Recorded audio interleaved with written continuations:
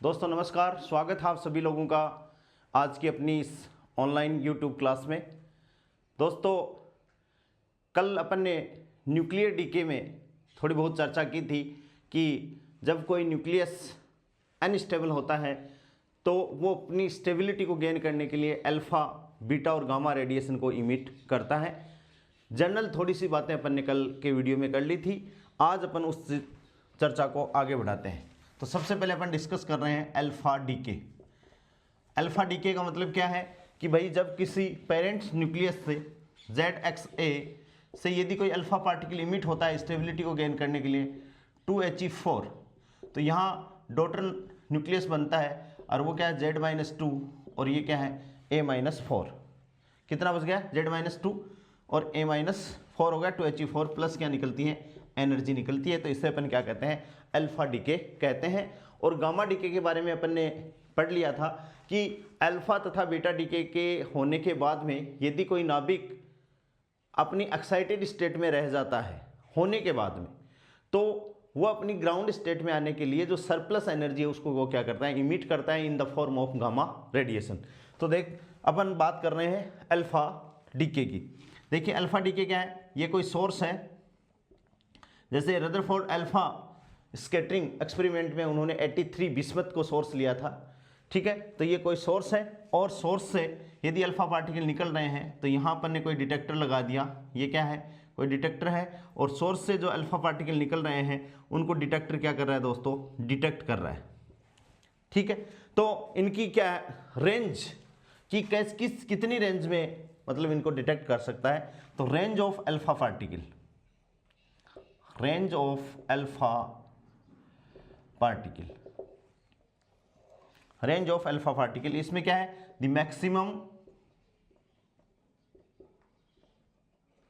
Maximum distance, the maximum distance travelled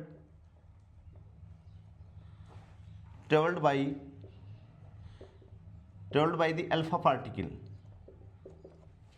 the maximum distance traveled by the alpha particle before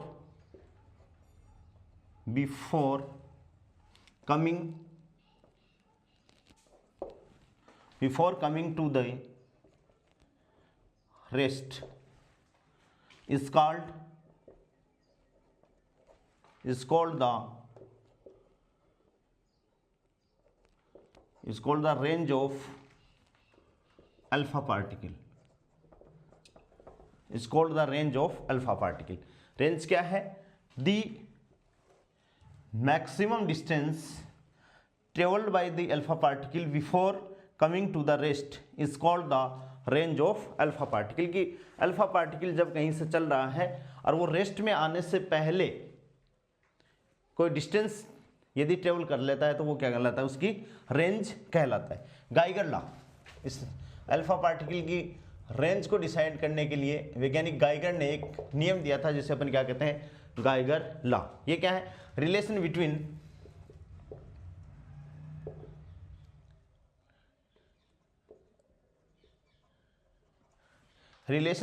range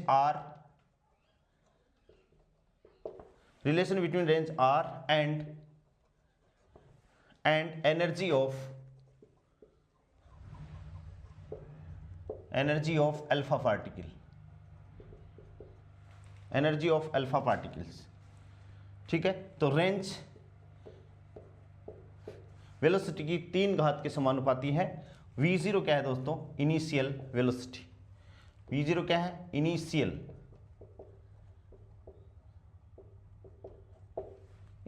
velocity.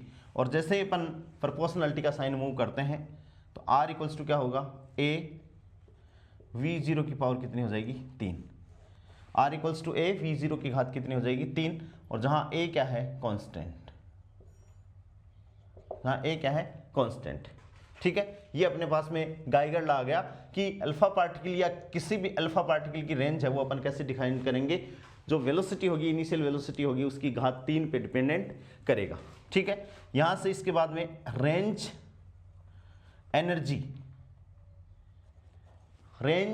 Energy relationship, यहां से exam में question आता है important है, alpha particle की range है वो कैसे चेंज होती है। तो रेंज एंड एनर्जी रिलेशनशिप में काइनेटिक एनर्जी या एनर्जी क्या होती है, 1/2 mv0² होती है।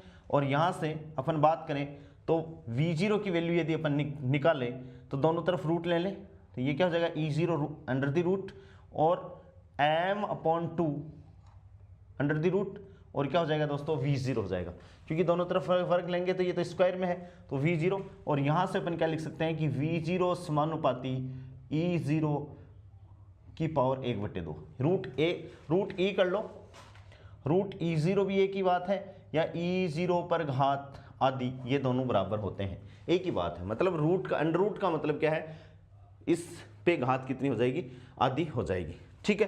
तो v0 क्या है, e0 की पावर 1/3। ध्यान से देखिए, ये समीकरण नंबर 1 और ये समीकरण नंबर 2, ठीक है। समीकरण 1 और 2 को अपन कंबाइन कर दें, क्या करते हैं अपन, कंबाइन कर दें, तो क्या होगा, देखिए v0 यहाँ घात 3 है, यहाँ अपन लिख देंगे तो एनर्जी क्या आ जाएगी, implies that energy R equals to अपने पास में क्या आ जाएगा v0, R इक्वल्स टू क्या हो जाएगा, देखिए R a v0 के समानुपाती है, तो R समानुपाती क्या हो जाएगी e0 की पावर 3/2। रेंज और एनर्जी में relation, this is the valid for medium range. ये जो रेंज है ये क्या है, this is valid for medium, this is valid for medium range. ये किसके लिए वैलिड है दोस्तों, this is valid for medium range, यानी अल्फा पार्टिकल की मीडियम रेंज के लिए क्या हो जाएगा, रेंज और एनर्जी में ये रिलेशन हो गया, R समानुपाती e0 की पावर क्या कितनी होगी, 3/2 हो गई, ठीक है। ये किसके लिए है, मीडियम रेंज के लिए, ठीक है। अब देखिए स्पेशल केस अपन बनाते हैं, special case,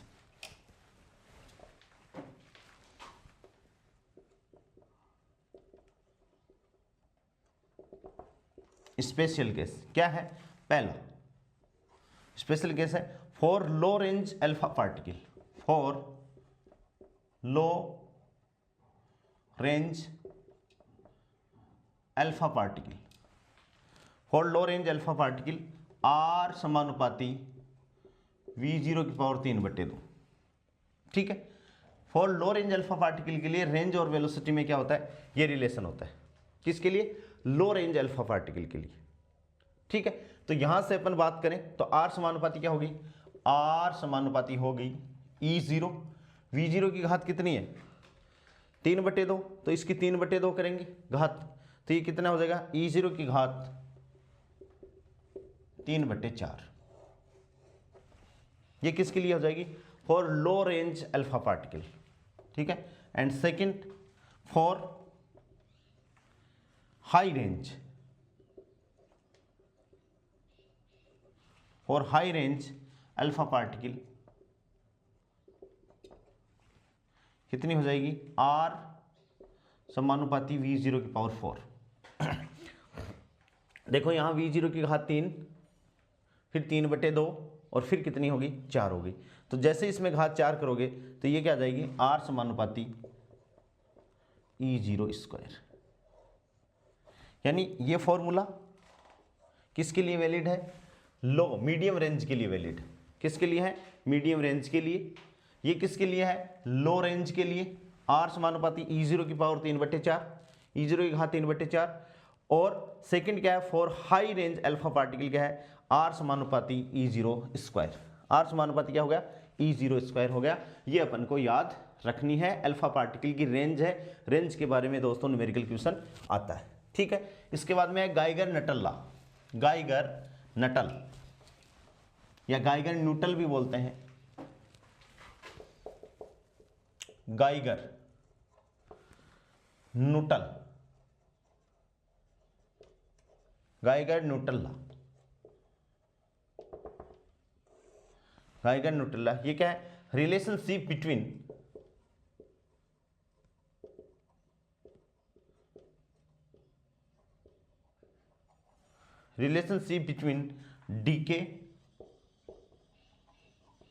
between decay constant and range. ठीक है, और ये क्या निकल के आएगा, log lambda equals to a log r और plus b. log lambda equals to क्या हो जाएगा, a log r plus b, जहां पर a constant for all element, constant for all elements पूछा जाता है एग्जाम में ये, और बी क्या है, डिफरेंट फॉर कांस्टेंट, ये भी डिफरेंट फॉर डिफरेंट एलिमेंट्स। इसे अपन क्या कहते हैं, गाइगर नोटेला, एग्जाम में पूछा जाता है। और log लेमडा और r के बीच में जब अपन इसको ग्राफ प्लॉट करते हैं तो देखिए कैसे ग्राफ होता है, ऐसे log लेमडा और log r, तो ये ग्राफ किस हिसाब से आता है, एकदम ऐसे। ये जो सीरीज है इसको अपन क्या कहते हैं, R A series, R A series, ऊपर वाली आर ए सीरीज, इसको अपन क्या कहते हैं, थोरियम सीरीज, और इसको अपन क्या कहते हैं दोस्तों, एक्टिनियम। कौन सी सीरीज बोलते हैं, आर ए, हो सकता है रेडियम सीरीज हो सकती है आर ए। ठीक है, एक को अपन कौन सी सीरीज बोलेंगे, थोरियम सीरीज, जो बीच वाली है उसको थोरियम सीरीज बोल देंगे, एंड नेक्स्ट जो नीचे वाली है उसको अपन कौन सी सीरीज बोल देंगे, एक्टिनियम सीरीज अपन बोलते हैं। और ये किसके बीच में है, log लेमडा और log r के बीच में क्या है दोस्तों, ग्राफ है। ठीक है, इसको अपन ध्यान में रखेंगे। और स्लोप ऑफ ऑल लाइंस, इसमें जो ग्राफ में है इसके नीचे अपन क्या लिखेंगे, slope of all lines, slope of all lines is same, यानी ए सेम। ठीक है, but intercept b are different. यहां से देखें, इसका इंटरसेप्ट ये आएगा, इसका इंटरसेप्ट ये आएगा और इसका इंटरसेप्ट ये आएगा, जबकि इनकी सबकी स्लोप यानी थीटा सबके लिए क्या है, सेम है। यानी स्लोप तो सेम है, तो ए की वैल्यू तो सबके लिए क्या होगी, सेम होगी, और बी सबके लिए क्या हो जाएगा, डिफरेंट हो जाएगा। और इस नियम को अपन log lambda equals to a log r plus b को अपन क्या कहते हैं, गाइगर नटल। ये गाइगर नल्ला नहीं है, गाइगर ला तो क्या है, गाइगर ला कि रेंज है वो वेलोसिटी की 3 घात के समानुपाती है, रेंज है वो वेलोसिटी की 3 घात के समानुपाती है। इसे तो अपन क्या कहेंगे, गाइगर ला, क्या कहेंगे दोस्तों, गाइगर लॉ। और इसे अपन क्या कहेंगे, गाइगर नटल ला, इसे अपन क्या कह देंगे, गाइगर नटल ला, इसे अपन कह देंगे। ये अपन को ध्यान में रखना है। ये अल्फा डीके की रेंज के बारे में दोस्तों क्या होगी, बात होगी। ठीक है, आर रेंज है। मान लो ये आपको क्वेश्चन आ जाए कि गाइगर नटल ला किसके बारे में इंफॉर्मेशन देता है, तो आपको लिखना है कि रेंज के बारे में इंफॉर्मेशन देता है। ठीक है, किसकी, अल्फा पार्टिकल की रेंज के बारे में इंफॉर्मेशन देता है। देखिए अब next,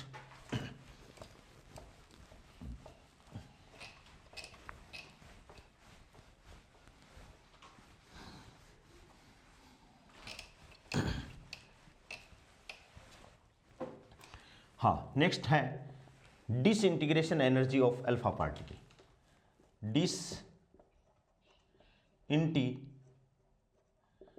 disintegration energy of alpha particle,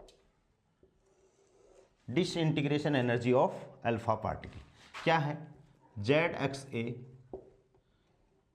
कोई न्यूक्लियस है और ये अपनी स्टेबिलिटी को गेन करने के लिए अल्फा पार्टिकल को इमिट करेगा 2He4। ठीक है भाई, और यहाँ से एनर्जी निकली और दैट इज Q अल्फा। उस एनर्जी को अपन ने क्या कहा है, Q, और अल्फा डीके से निकल रही है तो उसको अपन ने नाम दे दिया Q alpha.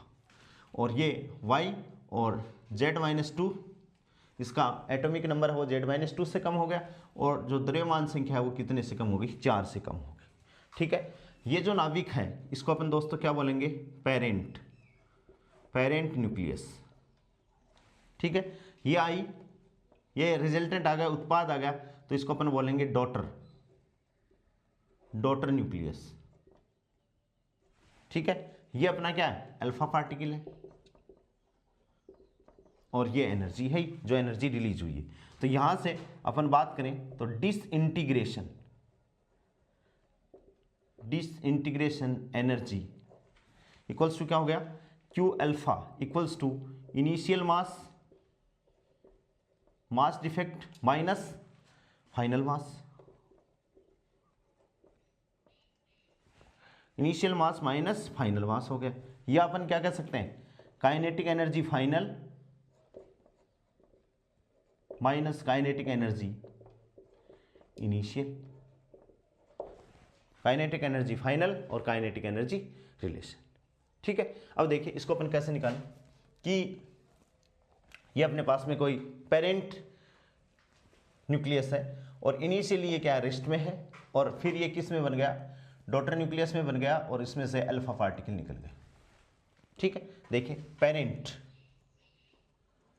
Initially at rest, प्रारंभ में क्या है, रेस्ट में। ठीक है, रेस्ट में है दोस्तों, तो इसकी काइनेटिक एनर्जी बराबर क्या हो गया, 0 हो गया, और इसका इनिशियल मोमेंटम क्या हो गया, 0 हो गया। ठीक है, नेक्स्ट ये क्या है, डॉटर, और ये क्या है, अल्फा पार्टिकल। डॉटर का मतलब क्या है भाई, कि यहां जो इसका मोमेंटम फाइनल है पीएफ है, वो क्या है, पी डॉटर न्यूक्लियस का momentum plus P alpha particle का मोमेंटम। कहने का मतलब इसमें अपन कंजर्वेशन ऑफ मोमेंटम लगाएंगे, और कंजर्वेशन मोमेंटम एक ऐसा रूल है फिजिक्स में, भौतिक शास्त्र में, जो कहीं भी मतलब इनवैलिड नहीं रहता है। ये यूनिवर्सल ट्रूथ लॉ है, या ये यूनिवर्सल फॉलोड लॉ है। ठीक है, तो अपन ने बात की, ये न्यूक्लियस अपन ने लिखा है कि ये पेरेंट न्यूक्लियस है, ये डॉटर न्यूक्लियस है, और ये अल्फा पार्टिकल में डिसइंटीग्रेट होगी।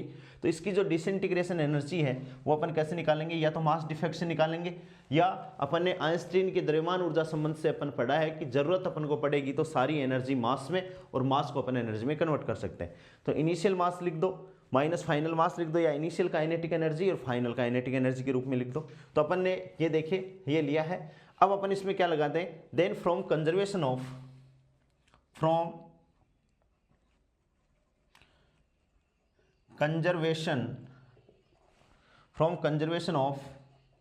लीनियर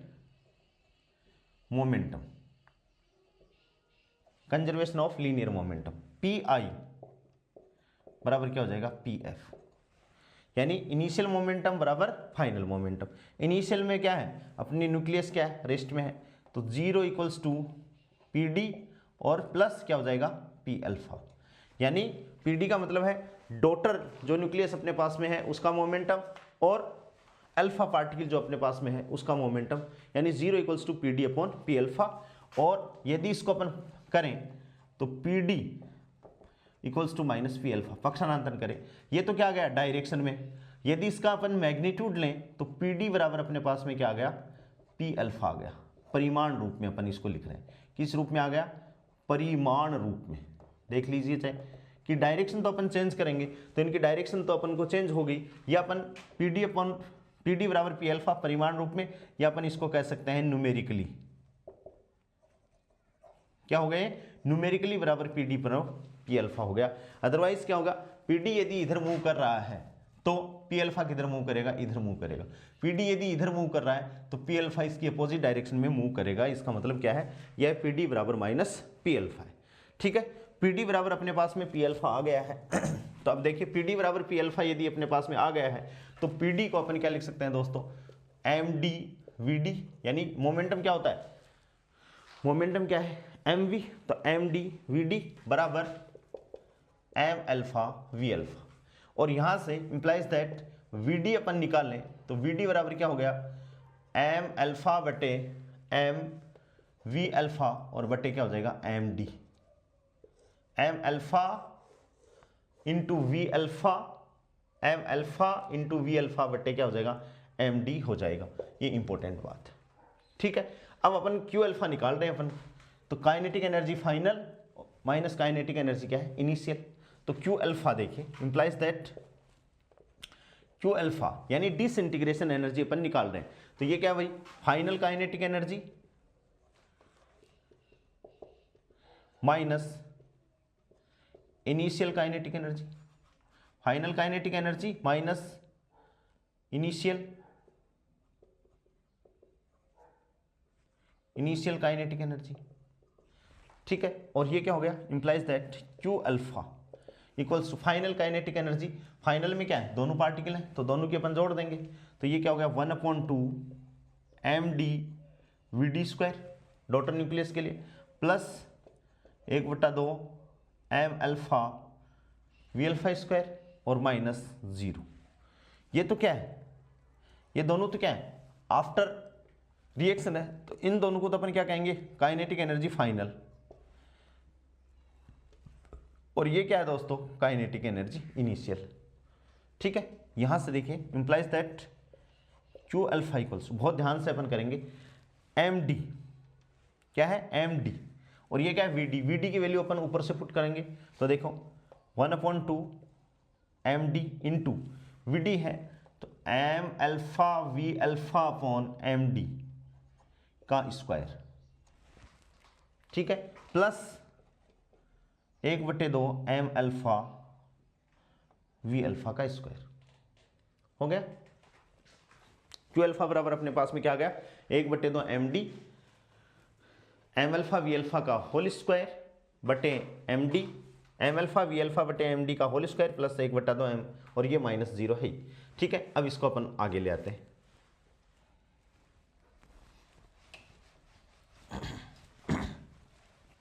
और चर्चा करते हैं। तो ये क्या हो गया, implies that Q alpha equals to, देखो एक घात तो यहां से एम डी की एक घात तो कट जाएगी, तो ये क्या आ जाएगा 1/2 एम अल्फा वी अल्फा का स्क्वायर आ गया, और एम अल्फा बटे एम डी। यहां देखो एम अल्फा की 2 घात थी, तो एक तो क्या हो जाएगा, एक तो अपन ने लिख लिया एम अल्फा, और एक एम अल्फा ये रहा, एक एम डी की एक घात कट जाएगी, तो ये आ गया, और प्लस क्या आ गया अपने पास में 1/2 एम अल्फा वी अल्फा का स्क्वायर। ठीक है, इंप्लाइज दैट यहाँ से Q alpha equals to 1/2 M alpha we alpha का स्क्वायर अपन ने कॉमन ले लिया, और ये अपने पास में बच गया 1 plus M alpha upon M D. क्या बच गया, ये आ गया। इंप्लाइज दैट इसको अपन क्या लिख सकते हैं, Q alpha equals to k alpha kinetic energy of alpha particle, और 1 plus M alpha upon M d. ये आ गया, ये वेरी इंपॉर्टेंट रिलेशन है, वेरी वेरी इंपॉर्टेंट रिलेशन। क्या आ गई, disintegration energy of alpha particle, Q alpha equals to k alpha 1 plus M alpha upon M d. Q alpha equals to k alpha 1 plus M alpha upon M d. ठीक है, ये आ गया, ये important relation है। ठीक है, अब अपन क्या कहेंगे देखिए, thus the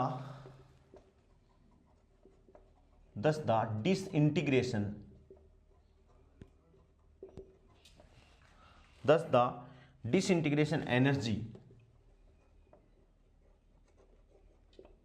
energy of alpha particle, thus the disintegration energy of alpha particle is slightly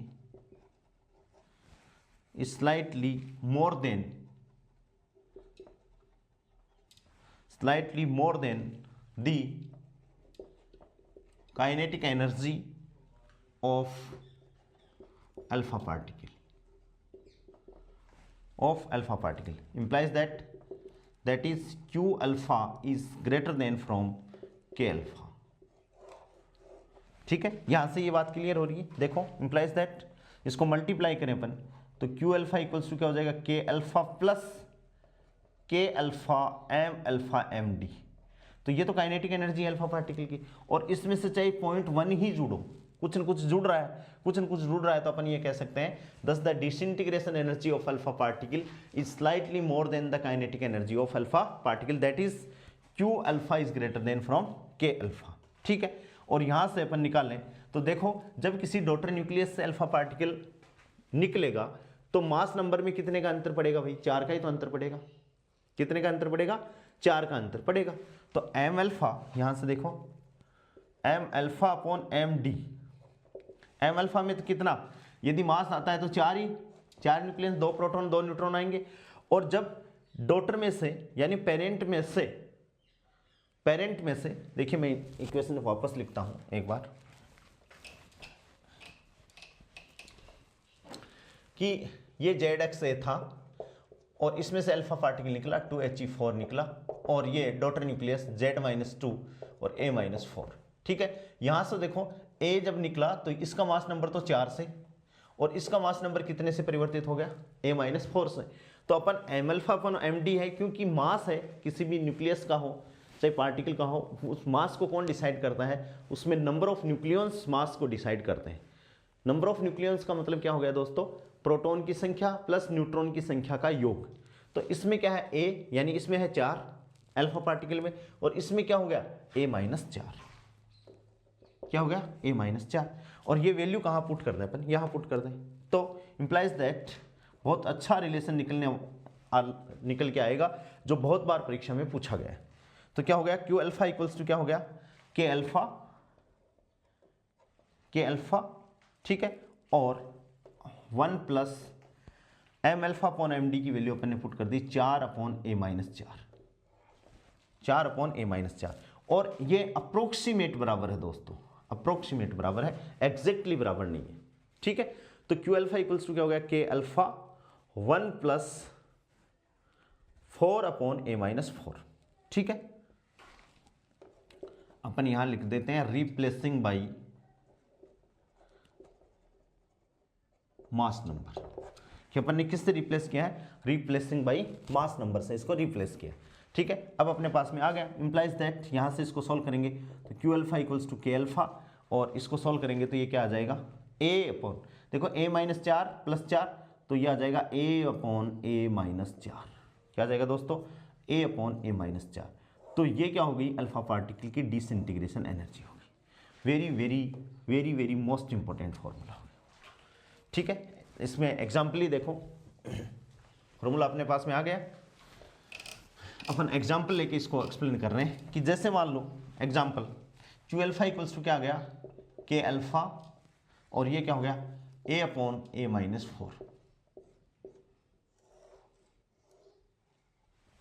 Q alpha equals to K alpha और A अपॉन A-4 आ गया। ठीक है, इसमें एग्जाम्पल अपन लें तो ये क्या हो गया, यूरेनियम 238 देखिए ले लिया अपन ने, और यूरेनियम 238 के लिए अपन A अपॉन A-4 लिखें तो कितना आ जाएगा भाई 4, ऊपर तो 4 ही आएगा, A कितना 238 और 4 कितना 234, 4 घटा दिया 238 में, तो ये अप्रोक्सीमेट इक्वल्स टू कितना आ जाएगा 1 आ जाएगा, अप्रोक्सीमेट इक्वल्स टू क्या आ जाएगा 1 आ जाएगा।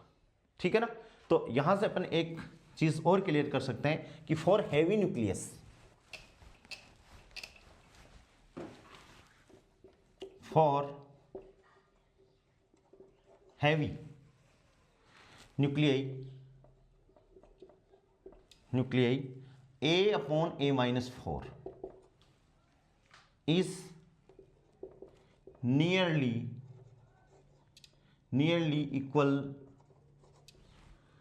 equal to 1। देखो अपन ने देखा है कि ये यूरेनियम 238 की अपन बात कर रहे हैं, तो यूरेनियम 238 क्या हैवी न्यूक्लियाई है, और इसके लिए A अपॉन A-4 कितना है 238/234 कितना है 1 है। तो अपन कह सकते हैं कि for heavy nuclei A upon A-4 is nearly equal to 1। So Q alpha approximate equals to K alpha. ठीक है, thus most of the energy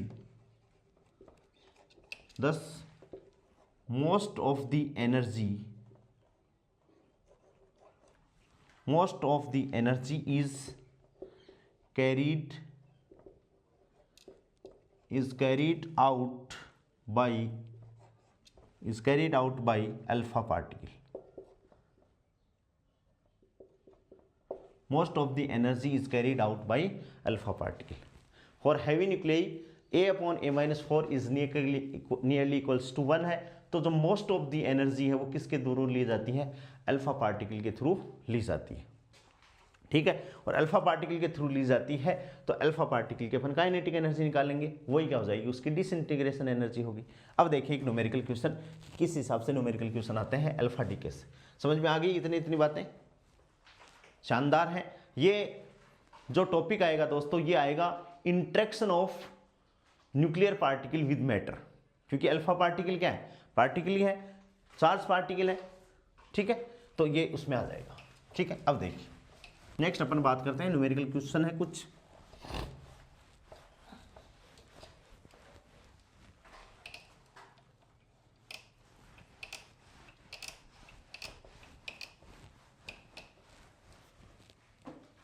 question क्या है, देखिए polonium 212, polonium 212 emits alpha particle of kinetic energy 10.54 MeV mega electron volt. Calculate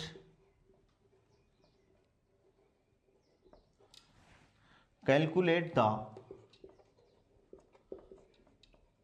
alpha particle, calculate the alpha particle disintegration,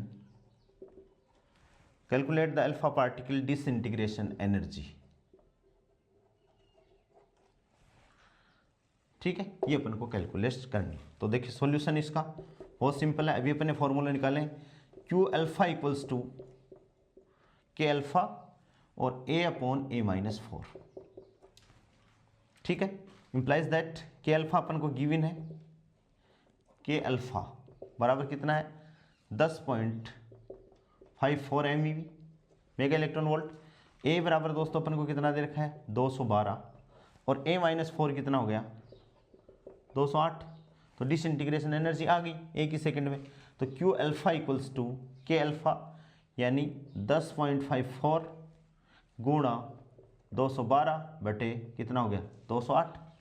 ठीक है, तो जैसे इसको सॉल्व करेंगे तो ये कितना आ जाएगा 10.74 MeV 10.74 mega electron volt.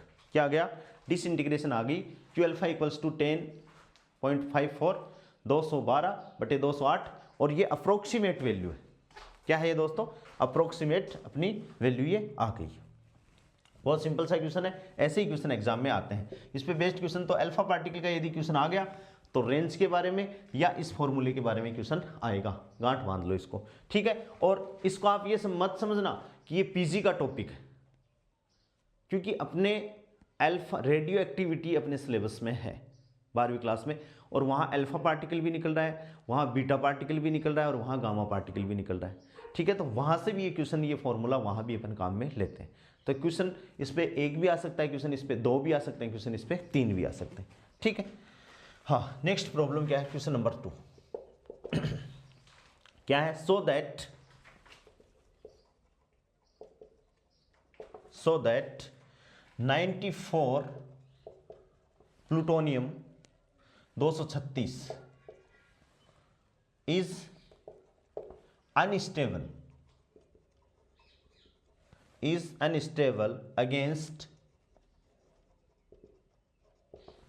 against alpha decay.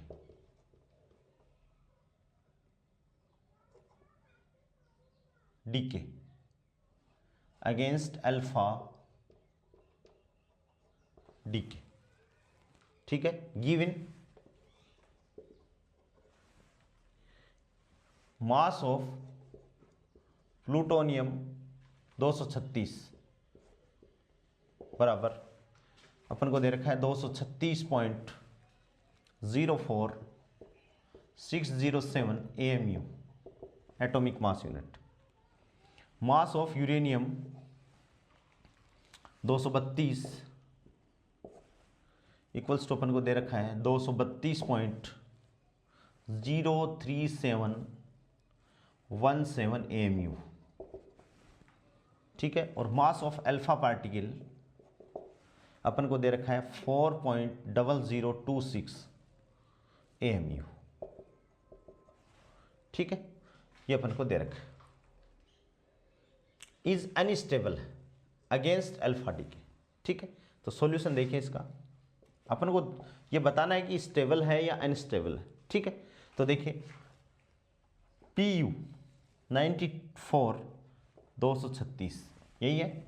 जैसे ये डिसइंटीग्रेट होता है 92 यूरेनियम 232, ठीक है, प्लस 2He4 प्लस क्या निकलेगा, Q अल्फा निकलेगा। ये रिएक्शन आ गई, ये अपन को दे रखा है, ठीक है। PU 236 दे रखा है, ये रहा, और इसमें से ये निकल गया, दिस इज डॉटर न्यूक्लियस, और ये क्या हो गया, अल्फा पार्टिकल।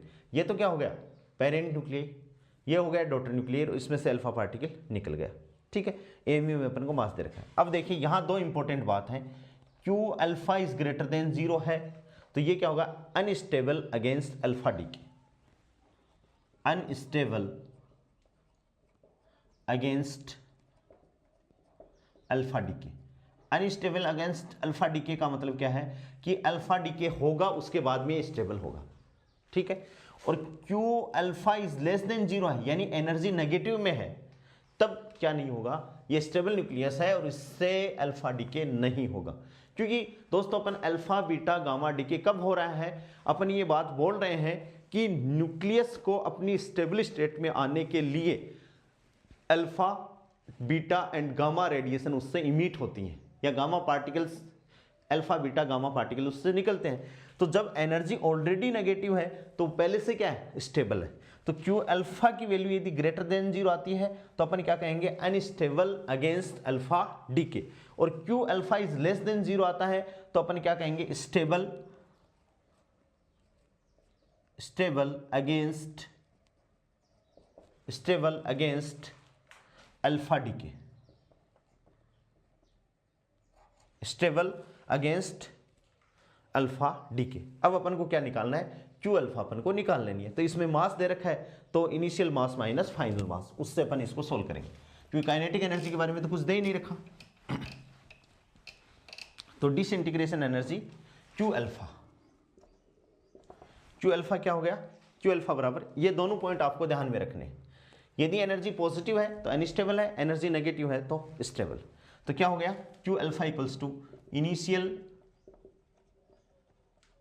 मास minus final mass, initial mass minus final mass बराबर 236 पॉइंट, इनिशियल मास क्या है 236.04607, ठीक है, माइनस 232.03717 और माइनस 4.0026 AMU में, ठीक है। और ये किस में आ जाएगा, AMU में आएगा, एटॉमिक मास यूनिट में आएगा, ठीक है।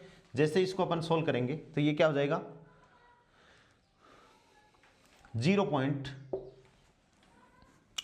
पॉइंट कितना आ जाएगा, 0063 AMU एटॉमिक मास यूनिट में। और ये AMU में आ गया, और अपन जानते हैं क्या कि 1 AMU के इक्विवेलेंट एनर्जी कितनी होती है, 936 या 935.5, सॉरी 931.5, तो 931 AMU, ठीक है। तो इतने AMU के इक्विवेलेंट एनर्जी कितनी हो जाएगी, Q अल्फा इक्वल्स टू कितनी हो जाएगी दोस्तों, 0.0063 और इनटू इसको अपन मल्टीप्लाई कर देंगे 931 से, तो ये अपने पास में किस में आ जाएगी, मेगा इलेक्ट्रॉन वोल्ट में एनर्जी आ जाएगी। और जैसे इसको सोल्व करेंगे तो ये आएगा 5.86 MeV मेगा इलेक्ट्रॉन वोल्ट, ठीक है। और Q अल्फा इतना आ गया बराबर 5.86 MeV, जो क्या है दोस्तों, 0 से ज़्यादा है, 0 से ज़्यादा है। तो अपन क्या कह देंगे, सो PU 236.94 PU is unstable against alpha decay, against क्या हो जाएगा, अल्फा डीके हो जाएगा। ये क्या है, अनस्टेबल अगेंस्ट अल्फा डीके हो जाएगा, अनस्टेबल अगेंस्ट अल्फा डीके हो जाएगा दोस्तों। ठीक है, तो ये दोनों न्यूमेरिकल क्वेश्चन अपन ने कर लिए हैं किस पे, अल्फा डीके पे। यदि क्वेश्चन आता है तो इन्हीं दोनों में से रिलेशन में आता है, या किसी न्यूक्लियस से अल्फा पार्टिकल कितने निकले, उनकी मास नंबर कैसे चेंज हुई, वो क्वेश्चन अपने पास में आ जाता है। अब दोस्तों देखिए, अल्फा रे स्पेक्ट्रा या alpha radiation, alpha ray spectra, alpha ray spectra. ठीक है, कि यहां से ये ग्राउंड स्टेट है, जीएस ग्राउंड स्टेट, और इसके ऊपर अपन क्या बना देते हैं, एक्साइटेड स्टेट बना देते हैं। ये अपन ने बना दिया एक्साइटेड स्टेट। ये क्या है, E excited state, E S excited state.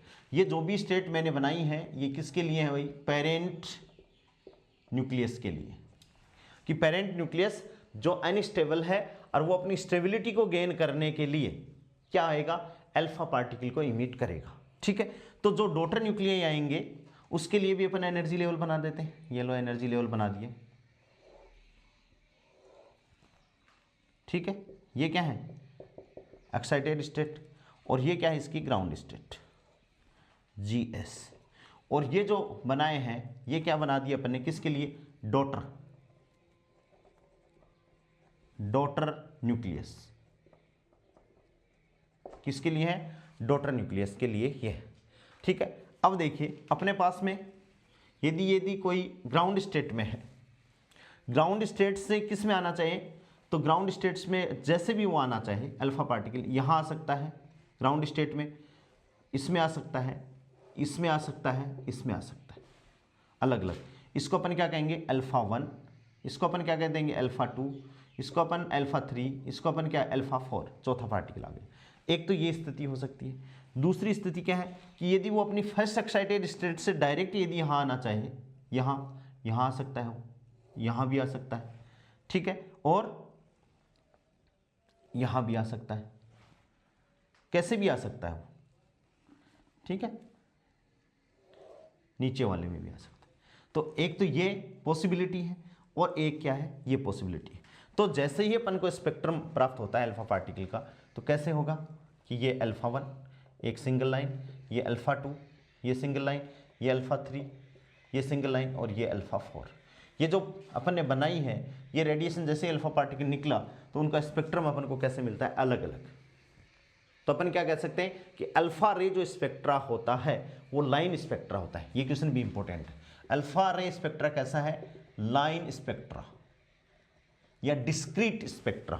क्या कह सकते हैं अपन, डिस्क्रीट स्पेक्ट्रा अपन इसको बोल सकते हैं कि अल्फा रे जो स्पेक्ट्रा है वो कैसा है, लाइन स्पेक्ट्रा है, या इसको अपन क्या बोल सकते हैं, डिस्क्रीट स्पेक्ट्रा अपन बोल सकते हैं। ठीक है, तो इसके बारे में दो लाइन है, क्या है, the alpha ray spectra, the alpha ray spectra is a line spectra, is a line spectra which consists of a number of lines of different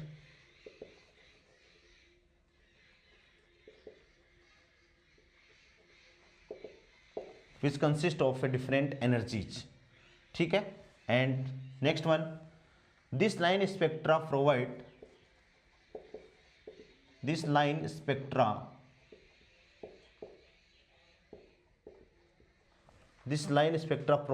a support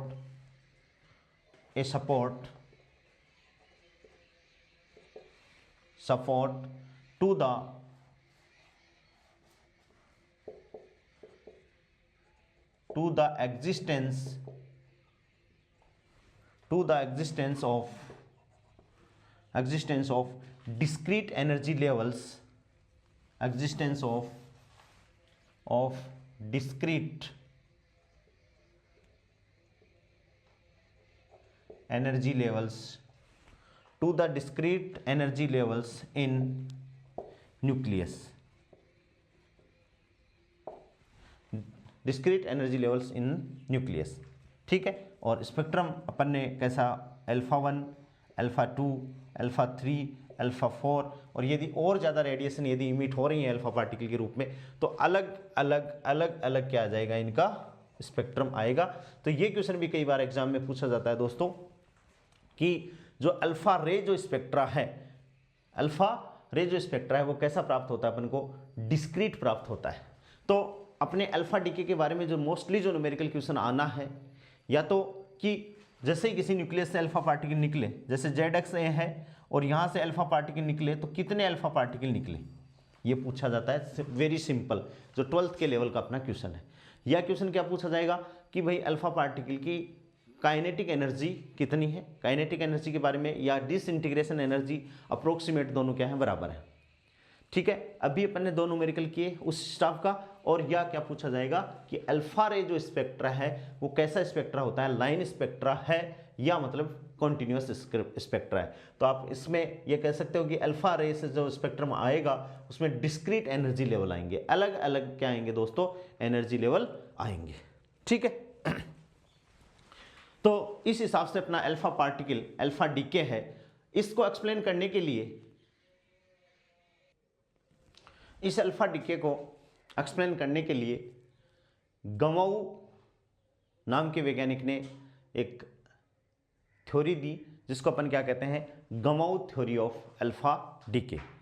यानी उस गमाऊ थ्योरी में उन्होंने एक पोटेंशियल माना और पोटेंशियल मान करके उसकी प्रोबेबिलिटी या ट्रांसमिटेंस की अल्फा पार्टिकल इधर पाया जाएगा नहीं पाया जाएगा उसकी प्रोबेबिलिटी निकाली। और प्रोबेबिलिटी निकालने के बाद में गमाऊ ने गाइगर न्यूटन लॉ जो था उसको भी उन्होंने क्या किया था, अपनी मैथमेटिक्स से एक्सप्लेन किया था।